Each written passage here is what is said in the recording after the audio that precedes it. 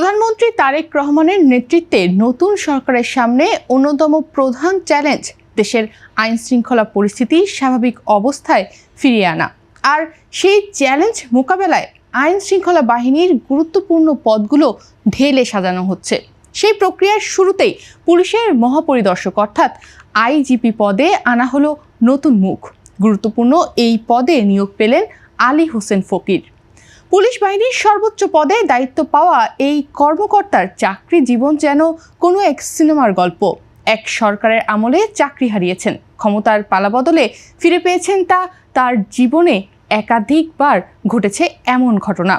বছর পর বছর পদোন্নতিবিহীন কাটানোর পর 2022 সালে তাকে অবসরে যেতে বাধ্য করা হয়। তার অপরাধ, ছাত্র জীবনে তিনি ছাত্রদল করতেন। আলী হোসেন ফকির আবার চাকরিতে ফিরেন 24-এর 5 আগস্টের পর। এর 18 মাসের মাথায় পেলেন এখন আইজিপি পদ।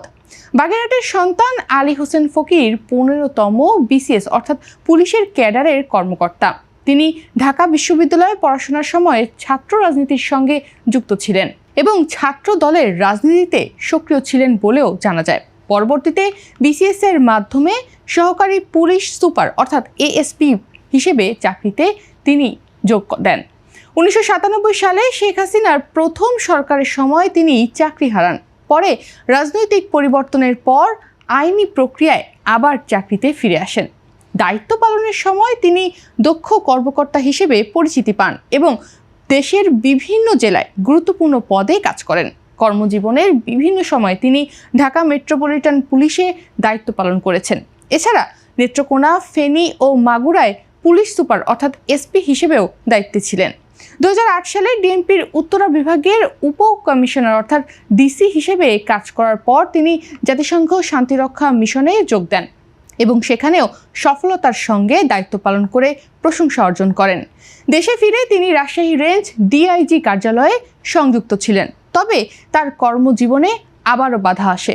2022 সালে তৎকালীন সরকার তাকে বাধ্যতামূলক অবসরে পাঠায়। পরবর্তীতে দেশের রাজনৈতিক পট পরিবর্তনের পর পরিস্থিতি বদলে যায়। ছাত্র জনতার আন্দোলনের মুখে শেখ হাসিনা সরকারের পতনের পর মোহাম্মদ ইউনূস এর নেতৃত্বে অন্তর্বর্তী সরকার গঠিত হলে আইনি প্রক্রিয়ায় তিনি পুনরায় চাকরিতে ফিরে আসেন। প্রথমে এসপি পদমর্যাদায় দায়িত্ব পান এবং পরে সুপার নিউমারি পদোন্নতি পেয়ে ডিআইজি হন। 2025 সালের 11 আগস্ট সরকার ডিআইজি পদমর্যাদার কয়েকজন কর্মকর্তাকে পদোন্নতি দিয়ে অতিরিক্ত আইজিপি করে। সেই তালিকার শীর্ষে ছিলেন আলী হোসেন ফকির। তখন তিনি এপিবিএন এর ডিআইজি হিসেবে দায়িত্ব পালন করছিলেন এবং পরে অতিরিক্ত আইজিপি হিসেবে দায়িত্ব নেন। দীর্ঘ প্রশাসনিক অভিজ্ঞতা, বিতর্কিত অতীত এবং একাধিকবার চাকরিতে ফিরে আসার ঘটনাপূর্ণ পথ পেরিয়ে শেষ পর্যন্ত তিনি এখন দেশের পুলিশ বাহিনীর সর্বোচ্চ পদে আসীন হলেন। নতুন সরকারের সময় তার নেতৃত্বে আইনশৃঙ্খলা পরিস্থিতি কিভাবে পরিচালিত হয় সেটাই এখন দেখার বিষয়।